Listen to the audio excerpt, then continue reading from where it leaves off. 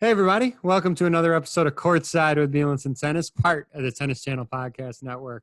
We are so happy to have with us on tonight the COO of NeuroTennis, Mr. Cameron Lickle. Many of you may know Cameron from his partnership with former seven-time Grand Slam champion Mats Wilander with their Wilander on Wheels program. Cameron is a 2003 graduate of the US Naval Academy, where he was a captain of the tennis team in both 2002 and 2003. Currently, Cameron is the acting COO for NeuroTennis. NeuroTennis is a wearable wristband that improves all aspects of your tennis game, and because it coaches you while you play, it's unlike any other sports wearable on the market. It is my privilege to welcome to the Courtside with Beilinson Tennis pod, Cameron Lickle. Cameron, thanks so much for taking time today and talking to me about all the stuff you've been doing. Pleasure. Well, thank you for having me. That was a heck of an introduction. Thank you very much. I can go on the road with you. You know that. I'd be happy to do that wherever we go. Hey, well, we bring people on the bus. You're more than welcome if you want to really come along for the ride, but it's not as glamorous as you would think. I'd definitely be in. Thanks. You doing okay in this crazy time? I mean, it's all goofy right now. Everything you staying healthy, your friends, family, all doing okay? Staying healthy, staying as busy as I can be. But me and the missus, we are very quarantined, and we've been laying very, very low for the last 8 months. And you're based in a place much nicer than where I am right now in Chicago, Illinois. Where are you based right now? It's all relative. Palm Beach, Florida. Palm Beach, Florida. Yeah. I kind of hate you right now because of when we're recording this during the winter months. It's a lot nicer where you are instead of where I am right now, but that's okay. Seriously, glad you and the missus and everybody are doing okay. So NeuroTennis, I mean, that's why you're here. That's what we want to talk about at a high level. What is it and how does it work and how did the idea even come about? Yeah, well, it's a new wearable that goes on your wrist.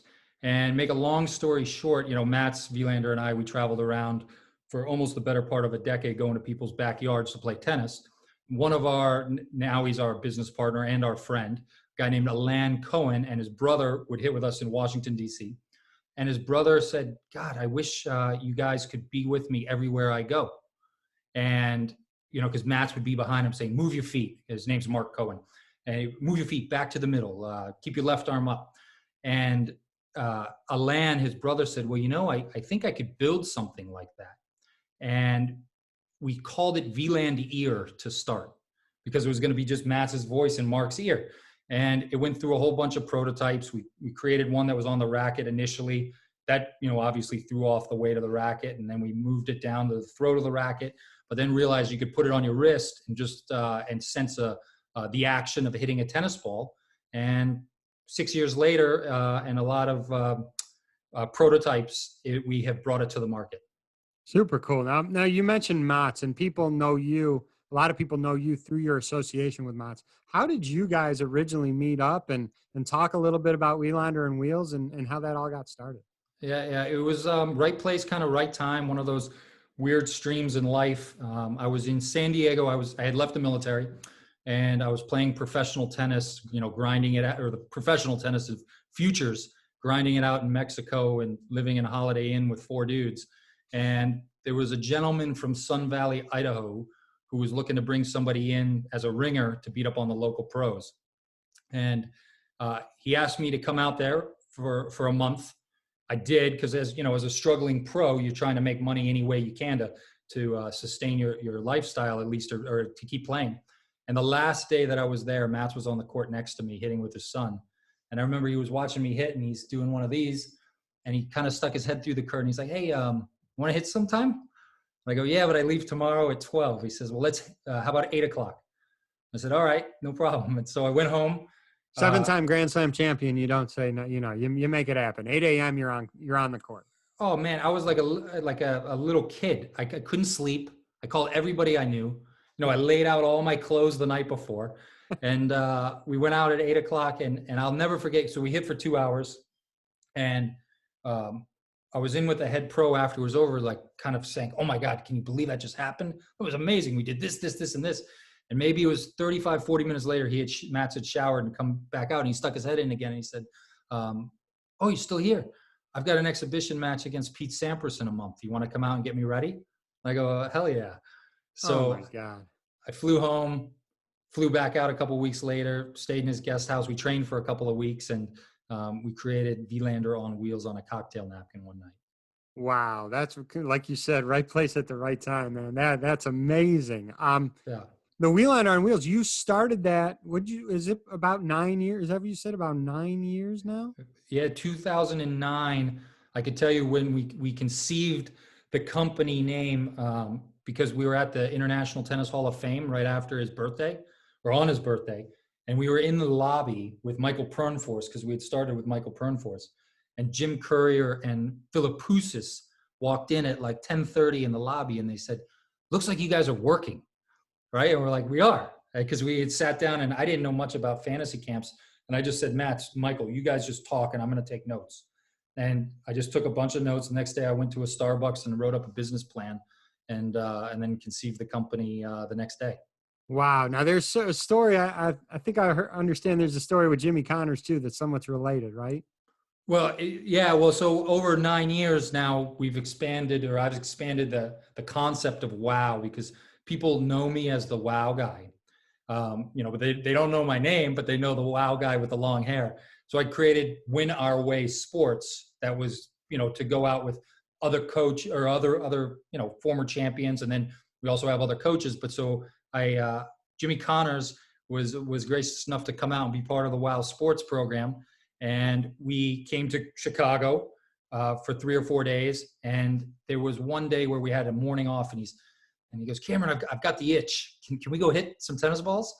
And I said, yeah. Let me find a place. So I just Googled a public park, and it was Hinsdale. I didn't know anything about it really. And there was I think it was 12 or 15 courts. We just drove up. There was one court open, which was amazing, by the way, that everybody was using the courts because that's not like that everywhere. Yeah, Hinsdale, Illinois is a tennis powerhouse out in Chicago, by the way. So Huge. not surprising me. Not surprising. You never see that. Like Mats and I, we traveled across the Mississippi maybe 10 times, and we've seen every public court, and almost every public court is vacant. They're boys and girls high school tennis teams. They have so many state champions. They are a powerhouse. They're a powerhouse. Well, So that it does sense. not surprise me. That makes sense. So yeah, so we just walked out to the middle tennis court just to hit some balls. And I remember the first time I hit with Mats, I counted the balls. I think it was 52 ball rally we had, and I missed first. And then we hit with Jimmy, and Jimmy, man, first like seeing his backhand, the way that the way that he hits it, and it's so flat, but it's with a skid, like a slice that comes off still. And I think we had a 63 ball rally, and I actually missed first. But within 5 minutes, all the surrounding courts, stopped playing and came and to watch. You froze, Cam. Yeah, so within 5 minutes of being out there, everybody stopped playing and surrounded the court to watch us, and it was just those experiences are very, very special when they happen. And so cool. No, and I mean the idea of the Wilander on wheels and everything that you're doing with WOW, it's super cool, and it's so nice how you get so many people involved and pumped up about the sport of tennis, and that's the end goal of all of us in this industry, right? To grow the game, and you guys do such an amazing job with that. To bring it back to, go ahead. Well, I was going to say, to your point, that day when I flew home after hitting with Mats, like I was scared to fly. I'm now a licensed pilot, but I was scared to fly at the time. And I remember flying home, hitting a bunch of turbulence, saying, if the plane crashed, I would die happy. Because that was an unbelievable experience. And then when I was in the military, I did 2 deployments to the Gulf. There wasn't really one day there where I ever said, wow, if I was to die today, I would be happy. Yeah. And that feeling of euphoria of actually just sharing that moment with Mats was why WOW was created. Because if I felt that way and we could bring that to other people, oh my gosh, that's like a drug in a bottle. Yep. That's life is, a very, very small, I could talk about this for hours, but very, very small percentage of the people out there do what they actually love. And if you can find that, what you have a passion for and what you actually love, man, like you said, you found what life is all about. So super cool with everything that you guys are doing. To bring it back to NeuroTennis, there are other wristband products out there, probably more fitness based. I guess I want to ask, um, are there any competitors out there that have a somewhat similar product to neurotennis? Not what we have, right? I mean, people have come up with, and they're cool, right? Like where you can, the Babolat Pure Play, you can measure your RPMs and your speed, I think, and they give That's you like some. in the handle of the racket or something, right? Correct. And you know, those are for those that are into that. That's a great thing. But ours is instantaneous instructions and reminders, and they're audible. And Matt's and I, we created the majority of those instructions because we've seen what are the most common deficiencies in most players, and so you know you don't have to use all 240 instructions that we put in there. You can customize it to cater it to your specific weaknesses that you need to work on. So you know, if you were out there playing and you have a problem with split stepping, you could literally make it just say split step every time I hit the ball to you. And now you can ingrain that positive behavior where if as a coach and you weren't listening, it's like I would judge you. And you might start to get upset with yourself. We're not there to take the place of a coach, but we're there to reinforce what the coach says so the coach can see a bigger picture. So is it more of a reminder as opposed to, like, let's say I'm standing too straight up and I'm not using my legs the right way. It's not if I'm wearing the thing, it's not noticing that I'm standing too straight up. It's more of a reminder to me to, hey, use your legs more, drive with your legs. Correct. Yeah. So neurotennis doesn't see you, right? It doesn't know what you're doing. However, especially in our sport, anything that requires constant repetition requires constant reminders. Yeah. You know, remember Tom Brady? He at the Super Bowl, he had 3 things written on his wrist, and he got a lot of grief because he didn't know how to use apostrophes. Right? It was like stand on toes, rotate shoulders, and whatever. It was all over the place. But same thing, right? Is that constant reinforcement to do the right thing, and if you as a player can get outside of your mental laziness, right? Which is like, okay, I am going to do this. And you go and you buy into it and you say, I am going to do this. You're going to work 3 or 4 times harder than you ever do on a court. Yeah. Yeah. Now, you can adjust the volume or something. It's not going to be that distracting to your opponent, right? I mean, you could keep it as loud or as soft as you want. No, yeah, you're not throwing a rock party with it. No, you can't hear it on the other side. It's very faint. And then for, you know, the court adjacent to you, it's very faint. And okay. And you're obviously not going to be allowed to wear this during competition. no, it'll give you unfair advantage. No. I mean, I guess you could listen to it. Could you listen to it at changeovers? Maybe. I don't know. Maybe. I think it was like reading a book. You can read a book in your racket bag or something. You could read your notes during the changeover. Well, the cool part about what wouldn't be allowed is there's an app that comes with it. That's what I was going to ask next. Yeah, go into that, please. So there's instructions. So like, let's say for one example, there's an instruction that says "be the house," and if you don't know what "be the house" means, then you look at the app, you click a video, and it's majority or Matt's explaining what that instruction entails. So you couldn't really go in and use the phone on the changeover because that's right. against the rules. But I guess you could always write down the notes that are the reminders in your band, and you can just keep repeating that to yourself during the changeover. For sure. Really cool. So there's a separate app that you can download specific drills that help you. That's something in addition to the actual wearable band. Yeah. So each NeuroTennis comes with access to this app.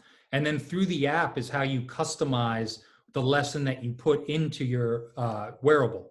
So, you know, you can go in and create, like you yourself, or you can have your coach create something where, let's say you've been working on 10 things during the week.